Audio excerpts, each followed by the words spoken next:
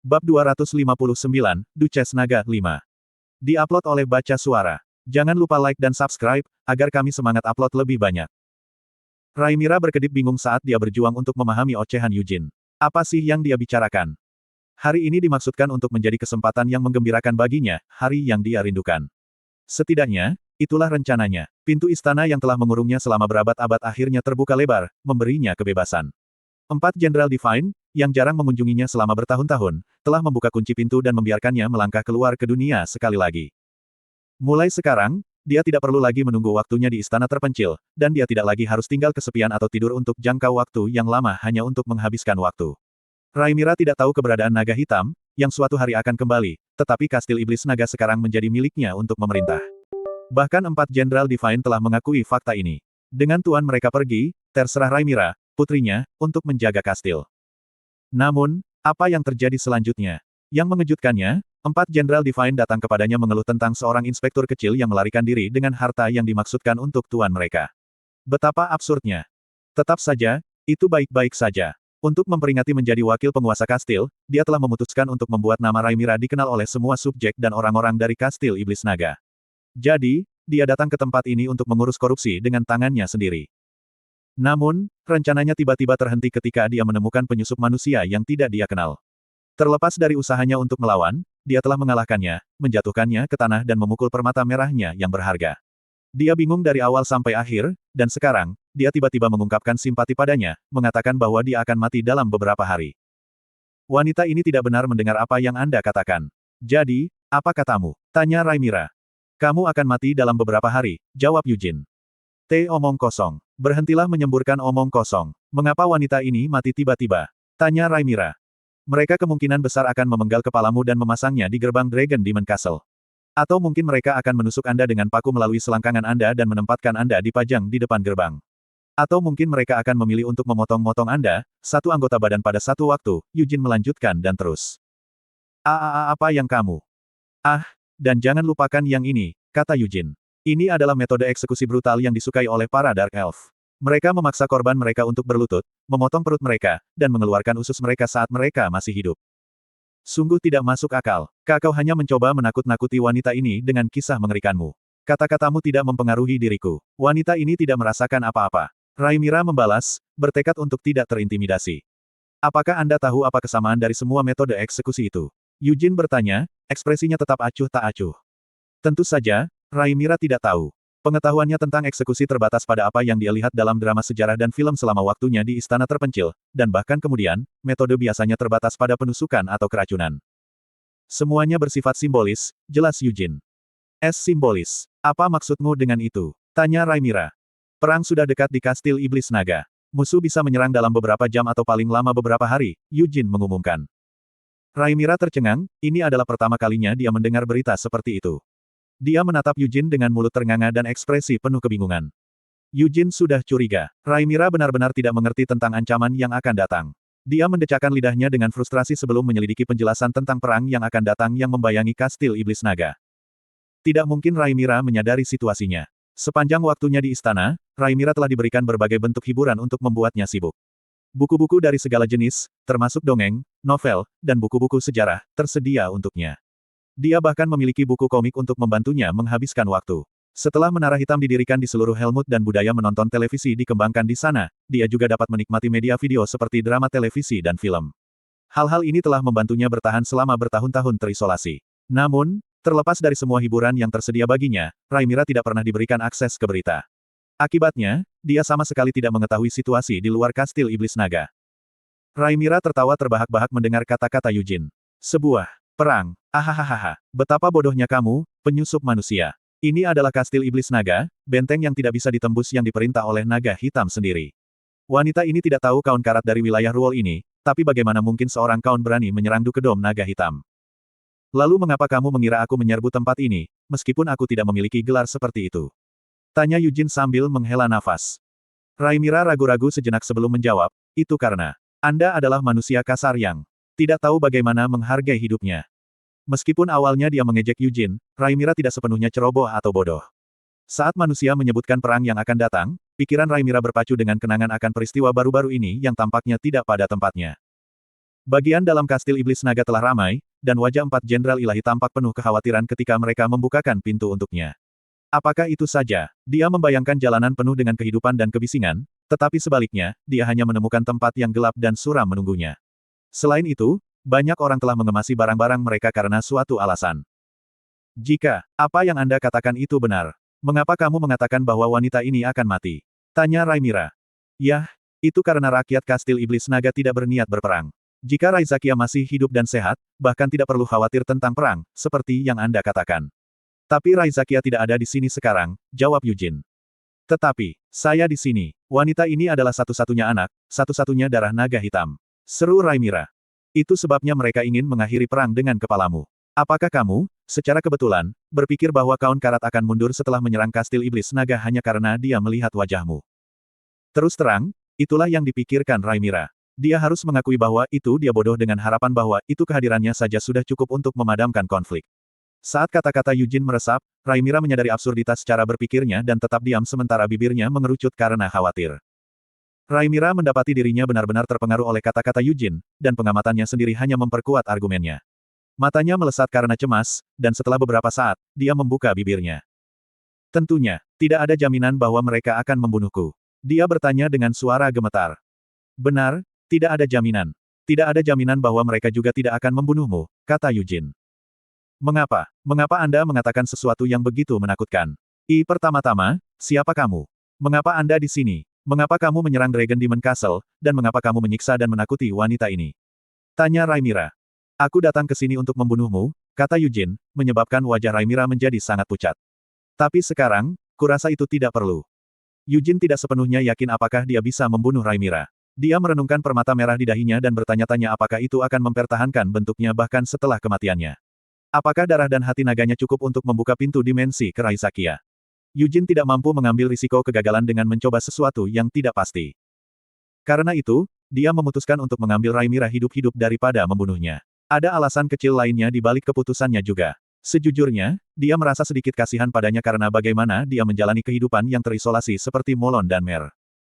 Lebih penting lagi, Rhaenyra tidak ternoda. Dia adalah anak kandung Raizakia, tapi dia hanya naga biasa, seorang putri yang telah lahir untuk bertelur lebih banyak serta makanan untuk berpesta pada suatu hari.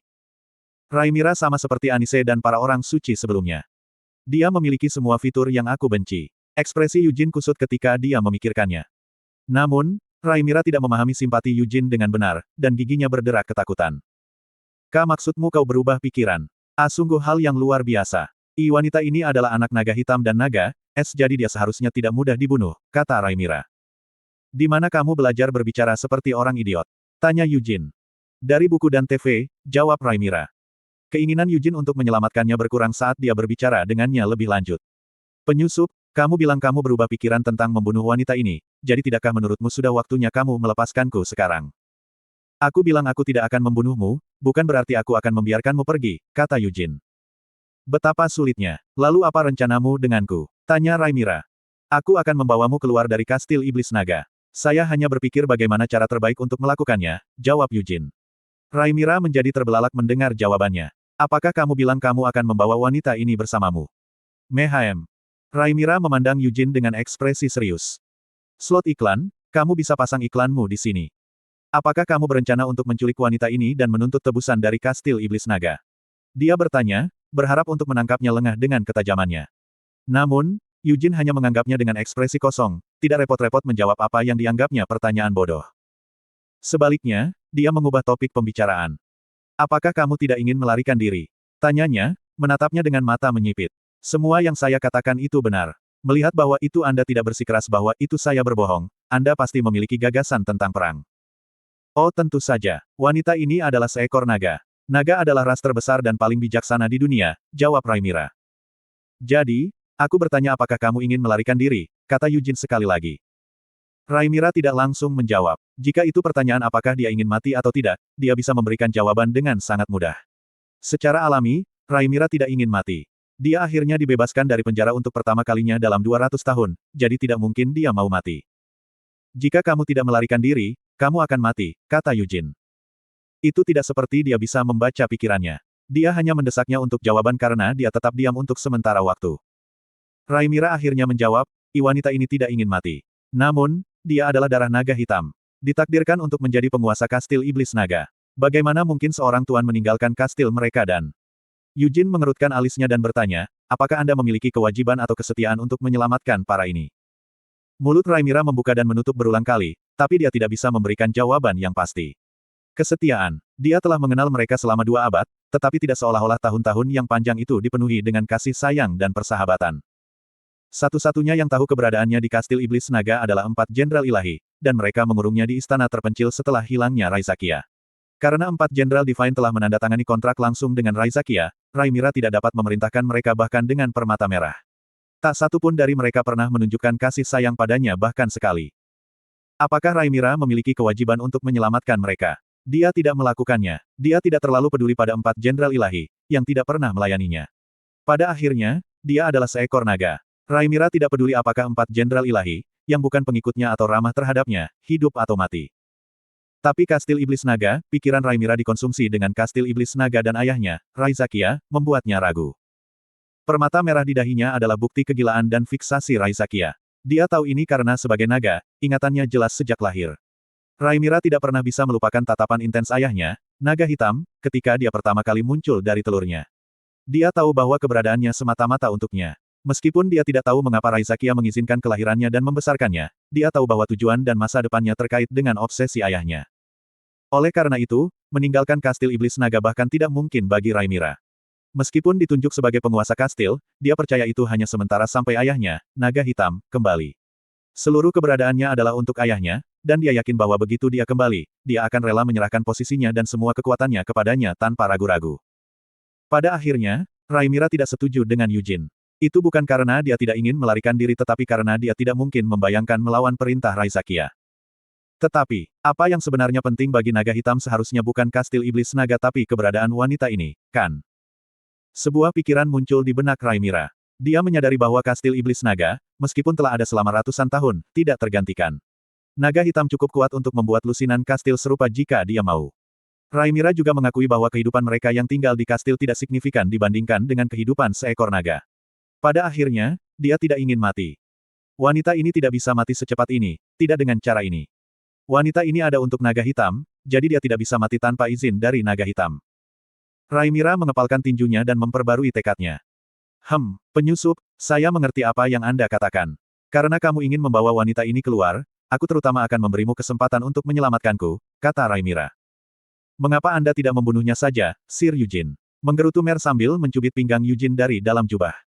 Tetapi, seperti yang saya katakan sebelumnya, wanita ini terhubung ke kastil iblis naga. Selama inti pusat kastil iblis naga kuat dan utuh, dia tidak bisa melarikan diri dari kastil iblis naga, jelas Raimira. Kalau begitu aku hanya harus menghancurkan inti itu, kata Yujin dengan ekspresi tidak peduli. Raimira mulai cegukan. Bertentangan dengan ekspresi Yujin, jawabannya kurang ajar. Jika kamu menghancurkan intinya, kastil iblis naga akan jatuh ke tanah. Raimira berseru kaget. Tentu saja, jawab Yujin.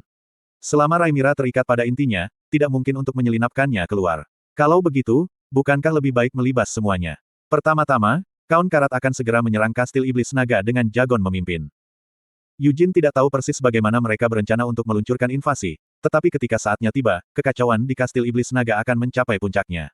Jika kastil itu ditelan sebagai medan perang, siapa yang benar-benar peduli apakah kastil iblis naga mulai runtuh sebelum atau sesudah kehancuran intinya? Tidak, Sir Yujin. Siapa yang tidak peduli? Tentu saja, mereka akan peduli. Siapa yang tidak akan ketika kastil sebesar itu mulai jatuh? Kata Mer. Hal-hal terjadi begitu saja dalam perang. Jujur, kamu hanya ingin menghancurkannya karena kamu tidak menyukai kastil iblis naga. Yujin tidak menyangkal itu. Memang benar bahwa itu dia memiliki keinginan untuk mendorong kastil yang ditinggalkan ini ke tanah. Sementara itu, Raimira tidak percaya dan menatap Yujin dalam diam, kehilangan kata-kata. Dia tidak bisa tidak mempertanyakan apakah ini semua mimpi. Namun, rasa sakit dari sebelumnya masih segar, dan denyutan di dahinya adalah pengingat terus-menerus bahwa ini sebenarnya adalah kenyataan. Setelah mengakuinya, Raimira merasakan denyut nadinya mulai bertambah cepat. Penyusup akan menghancurkan kastil iblis naga dari naga hitam, dengan menghancurkan inti dari kastil iblis naga.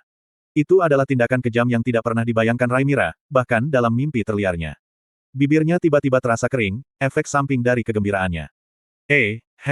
Jika tidak ada pilihan lain, maka saya kira Anda harus. Apakah kamu akan segera menuju ke sana untuk menghancurkan inti? Tanya Raimira. Apakah kamu tahu di mana itu? Tanya Eugene. Itu terletak di ruang bawah tanah kastil. Jika Anda ingin menghancurkannya segera, wanita ini dapat membimbing Anda ke sana secara pribadi. Kastil ini terlalu luas untuk dibayangkan oleh orang biasa sepertimu, jadi kamu tidak akan bisa menemukan, Wak. Kata-kata Rhaenyra berakhir dengan jeritan kesakitan. Eugene telah menjentikkan permata merahnya. Dia tidak suka bagaimana dia mencoba pamer, meskipun tidak ada yang bisa dipamerkan. Rhaenyra menjatuhkan diri ke kiri dan ke kanan sambil berteriak. Aku tidak akan merusaknya sekarang, kata Eugene. Dia bisa, tapi itu akan terlalu terlihat. Setelah mendengar jawaban Eugene, Rhaenyra tiba-tiba berhenti berteriak dan membalas ekspresi kecewa. Lalu berapa lama Anda berencana untuk mempertahankan wanita ini? Jika dia tidak kembali, 4 Jenderal Divine akan mengirim kelompok untuk menemukanku, kata Rhaenyra. Yah, aku yakin mereka akan melakukannya.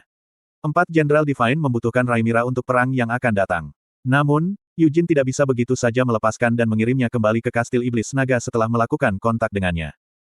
Aku akan mengirimmu kembali jika kamu membuat beberapa janji denganku, kata Eugene. Apa? Jika tidak, aku akan terus memukul dahimu, ancam Eugene. Naga tidak bisa mengingkari janji yang dibuat dengan drakonik.